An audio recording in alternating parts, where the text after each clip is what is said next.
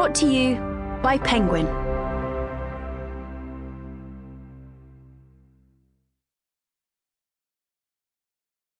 All the Devils by Catelyn Wilson. Read by Ina Marie Smith. Hell is empty, and all the devils are here. William Shakespeare, The Tempest, Act 1, Scene 2. Chapter 1. February. I've never understood the concept of open casket funerals.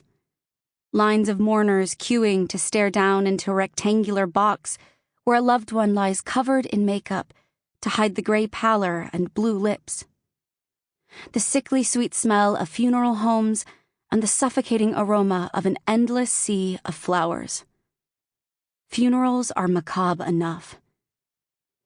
So as I look down at the oak casket and at my sister, her hands folded unnaturally across her stomach, all I can think is how this is so very wrong. That isn't Violet. It can't be.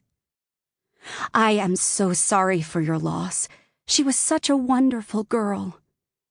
The same damned line delivered over and over again passed from grimaced lips over the body of my sister and to my parents. I ignore the people filing into the funeral home and crossing over the faded pink carpet to the coffin, their coats dusted with melting snow.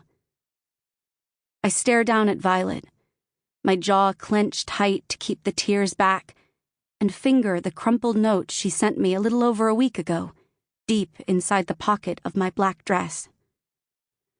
Acta Deus numquam mortalia fallant. Watch for tooth and talon. Follow the path of Anubis. Violet. The wax seal has crumbled from my constant picking, and the edges of the thick paper curl inward.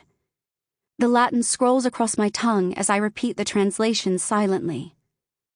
Mortal actions never deceive the gods. When the line thins out while mourners file into the adjoining chapel to await the service, my mother sags. Almost over, Andy, she says to me, a tiny weak smile flickering on her thin lips. Dad doesn't speak. He only looks down at Violet with a vacant expression.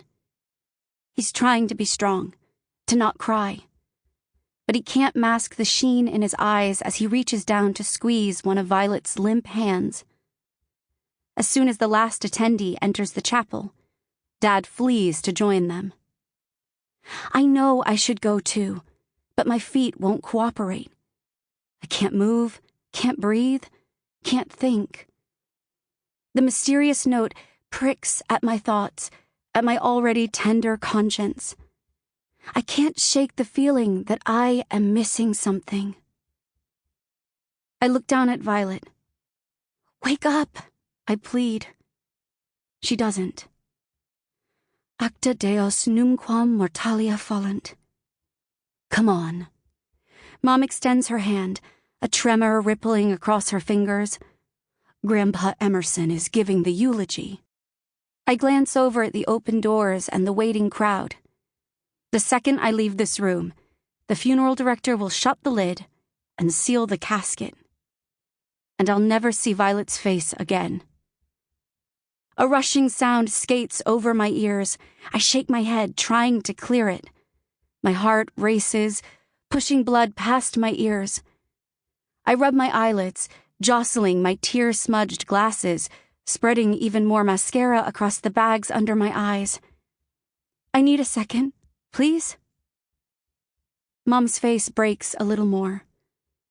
She's faded like a painting left in the sun. Losing a child is the worst kind of pain, they say.